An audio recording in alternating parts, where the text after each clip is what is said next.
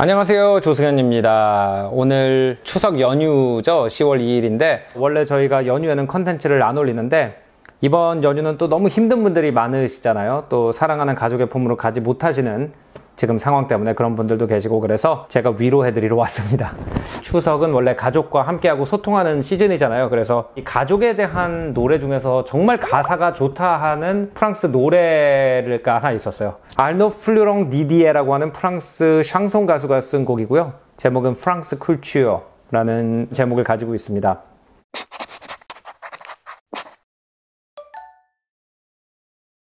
이 곡은 이제 세대 간의 소통이 단절됐을 때 일어나는 문화의 피폐함, 부모님들이 자기의 여러 가지 풍부한 그 인생의 경험을 갖다 아이들한테 나누지 않았을 때, 그 여러 가지 스토리가 있잖아요. 그것이 집에서 대화의 소재가 되지 않았을 때 얼마나 그 다음 세대들이 방향성을 잃고 헤맬 수밖에 없게 되는지에 대해서 얘기를 하고 있어요. 프랑스의 세대 구조에 대해서 말씀을 드리면, 이 가수가 70년대생이에요. 그렇다면 그 부모님은 아마 68 학생운동 세대가 될 겁니다. 이 68 학생운동 세대는 뭐 솔보느 대학 근처에서 막 카페 같은 데 앉아가지고 여러 정치 사상이라든지 철학에 빠져있는 학생들이 테이블을 때리면서 내가 옳다 네가 그르다 하면서 토론을 하던 프랑스 토론 문화의 정점에 있던 그런 시대죠. 어머니는 철학을 많이 알고 있는 것 같고요. 철학이나 문학을 전공한 것 같고, 아버지는 영화 사업으로 먹고 사는 것 같아요. 둘 다 문화적 조예가 상당히 깊은 분들이라는 거죠.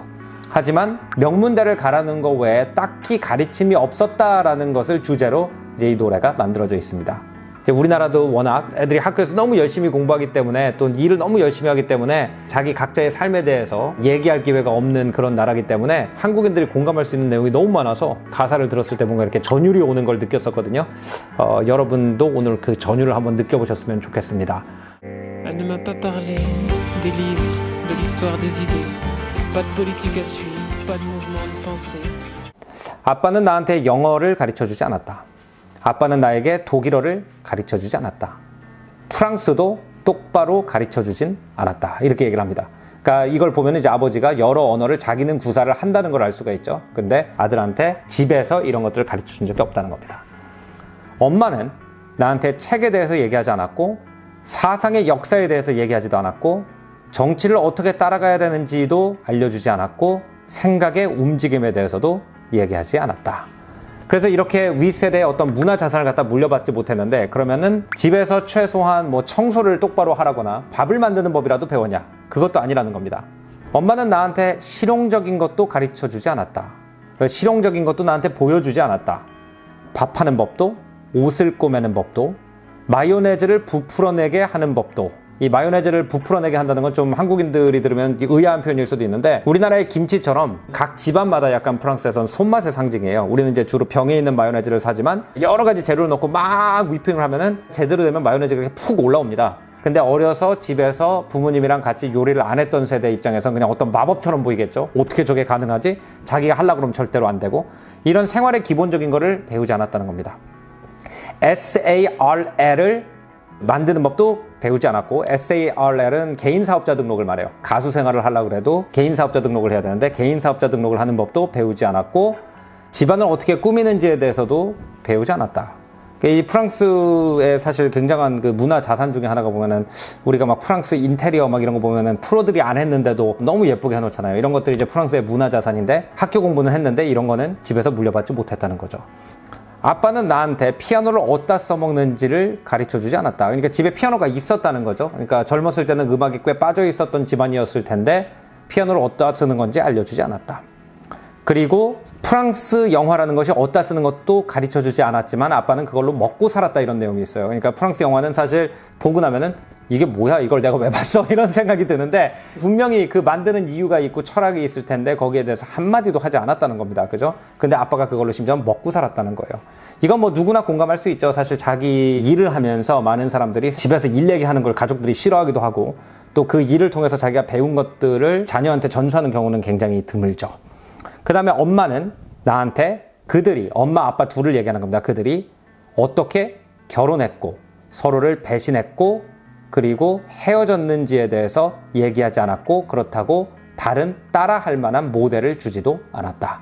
그죠? 인생을 살다 보면은 자기도 사랑에 빠졌다가 뭐 서로 배신하고 치고받고 싸웠다가 결혼했다 헤어졌다 이혼했다 이럴 수도 있는데, 사실 제 어머니 아버지 사이에 약간 애정 관계를 통해서 이 다음 세대들이 연애, 올바른 연애관에 대해서 배울 수 있는 게 많은데 절대로 그런 얘기 잘 못하죠. 집에서 그 장황한 인생에서 내가 배울 수 있는 것들이 너무 많았겠지만 그런 것들은 하나도 배우지 않았다고 얘기하고 있어요. 알노 플류랑 디디에라는 사람은 집에서 원래 배워야 되는 어떤 문화 자산을 갖다가 아이들을 잠들게 하고 어른들을 꿈꾸게 하는 이야기들이라고 얘기를 해요. 그러니까 우리가 할아버지들한테 옛날 얘기를 듣거나 아름다운 삶에 대해서 배우면서 어른은 꿈을 꾸게 되고 아이들은 편안하게 집이라는 것이 이런 거구나라고 생각하고 잠이 들게 되는데, 그런 것들이 프랑스 문화에서 많이 사라졌다라는 아쉬움을 일단 표현하고 있습니다.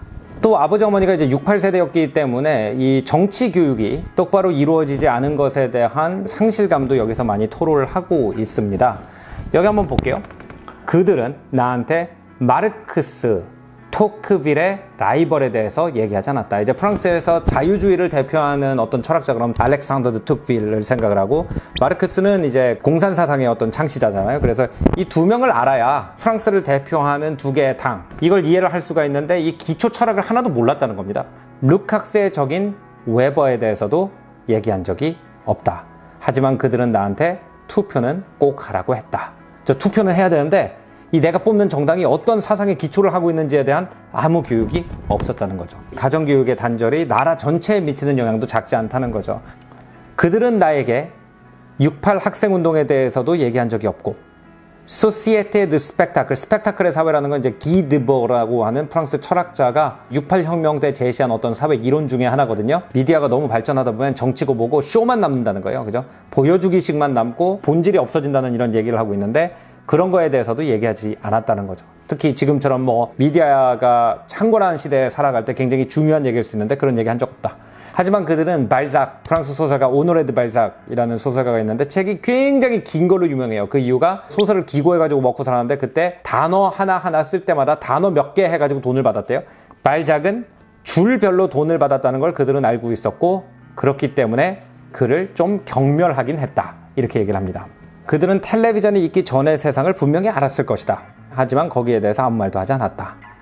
그들은 나에게 지옥의 묵시록은 보지 말라고 했으나 어둠의 심장은 읽어도 된다고 했다. 그죠? 이게 좀 아이러니한 게 뭐냐면, 지옥의 묵시록은 프란시스 포드 코폴라 감독이 미국이 베트남 전쟁을 겪으면서 일부 미국인들의 정서가 완전히 피폐해지는 걸 그리고 있습니다. 이 어둠의 심장은 콘레드라는 사람이 쓴 소설이죠. 영국인들이 아프리카인들을 복속시키는 걸 상당히 영웅적으로 이제 그리고 있거든요. 왜 이건 봐도 되고 이거는 보지 말라고 그랬냐? 이거는 문학이고 교육과정에 편성돼 있고 이거는 오락이고 교육과정에 편성되어 있지 않으니까. 공교육을 대하는 전 세계 부모들의 태도 같아요. 이 가수의 부모도 그런 식으로 이제 문화를 분류하고 가르쳤다는 거죠. 그러니까 이제 다양한 사람을 접했을 때 어떤 식으로 대해야 되는지를 모른다라는 얘기가 나옵니다. 그들은 나한테 내 또래 여자아이들을 어떻게 대해야 되는지 말하지 않았다. 돈을 어떻게 대하는지도, 죽은 사람들을 어떻게 대하는지도, 참 이거 어색하지만 정말 잘 배워야 되는 거죠. 그러니까 어떤 분이 돌아가셨을 때 우리가 그 조의를 어떻게 표현하는지 이런 거 다 가정교육의 중요한 부분이지 않습니까? 그리고 이제 가족 해체가 돼가지고 전통적인 교과서적인 관념으로 이해가 안 되는 사람들이 막 세상에서 만나기 시작하는데, 그런 사람들과 같이 사는 법을 모른다는 얘기가 나와요. 반만 형제 반만 자매인 사람들, 대체로 이제 이혼한 다음에 재결합할 때 형제가 되나 자매가 되는 그런 사람들을 말하는 거죠. 반쯤 죽은 사람들, 반쯤 내 파트너인 사람, 그리고 결혼을 안 한 채로 같이 사는 그 애인들이나 다시 결혼한 사람들, 이런 교과서에서 규정하지 않는 사람들을 보면은 이 사람 어떻게 돼야 돼? 해가지고 아예 대체로 대화를 안 하게 된다라는 얘기를 하는 것 같습니다. 알코올에 취한 사람들, 프랑스인이 아닌 사람들, 이런 사람들을 대할 줄 몰라서 인생의 다양성이 사라지고 교육의 부재, 세대 간 소통의 부재가 나라 전체도 안 좋게 만든다는 얘기를 하고 있죠. 그래서 이제 코러스 부분이 나오거든요. 그들은 나를 때리지 않았어. 그들은 나를 정말 사랑했던 게 분명해. 나는 의심의 여지가 없다. 이거 약간 아이러니합니다. 때리지 않았다는 것만 가지고 나를 잘 키웠다고 할 수 있는지 모르겠다는 겁니다. 나는 딱히 해야 되는 일이 없었어. 하나만 빼고 폴리테크니션이 되는 것. 에콜드 폴리테크닉이라고 해서 프랑스의 뭐 대통령부터 CEO들이 다 나오는 굉장히 좋은 그랑데콜, 프랑스에서 대학 위에 대학이라고 불리는 엄청 좋은 학교예요. 그러니까 폴리테크닉에 들어가라는 거는 확실했는데 그거 말고는 딱히 해야 되는 게 없었다는 거죠. 그죠? 우리 많은 청년들이 마찬가지죠. 그리고 딱히 안 해야 되는 것도 없었어. 아마 하나만 빼고 음악가가 되는 것. 그죠? 음악하면 돈 못 벌어먹으니까 폴리테크닉 가가지고 취직해, 이런 얘기는 많이 들었는데 그것만 가지고는 인생을 살아나가는 지혜를 얻는데 충분하지가 않았다. 그래서 이제 어떤 인간이 됐느냐, 이제 끝에 가가지고 이렇게 나옵니다. 나는 세상의 가난한 사람들에 대해서도 아무것도 몰랐고, 귀족의 파편들에 대해서도 아무것도 몰랐고, 좌파들에 대해서도 아무것도 몰랐고, 뉴보리쉬, 프랑스 사람들이 약간 졸부라는 표현으로 쓰는 단어인데, 금융계에서 돈을 벌어서 비싼 차 몰고 다니고 막 골프 치러 다니고 이런 사람들, 프랑스에서는 원래 없던 약간 모델이거든요. 그러니까 그런 사람들에 대해서도 아무것도 몰랐고, 카톨릭들에 대해서도, 유대인들에 대해서도, 아랍인들에 대해서도 얘기하지 않았고, 그리고 중국인들도 심지어는 얘기한 적이 없다. 엄마는 흑인들이 냄새가 난다고 그러고 그 냄새가 좋지는 않다고 얘기했다. 아빠가 그래서 뭐라고 대답했다. 이게 보니까 엄마 아빠가 사랑이 식어가지고 집 안에서 별로 대화가 오가지 않았던 모양이고, 그러다 보니까 이제 이런 그들이 가지고 있던 풍부한 문화 자산이 자녀들한테 전달이 안 될 것 같고, 또한 이제 학교 교육을 중요시해가지고 폴리테크닉 가는 게 목적이고, 그것만 가면은 다 알아서 이제 학교에서 교육을 시켜줄 거라고 생각을 했기 때문에 자기네 세대의 중요한 여러 가지 철학이라든지 이런 거는 전수가 안 된 모양이에요. 우리나라랑 상황이 굉장히 비슷하다고 저는 생각을 했습니다.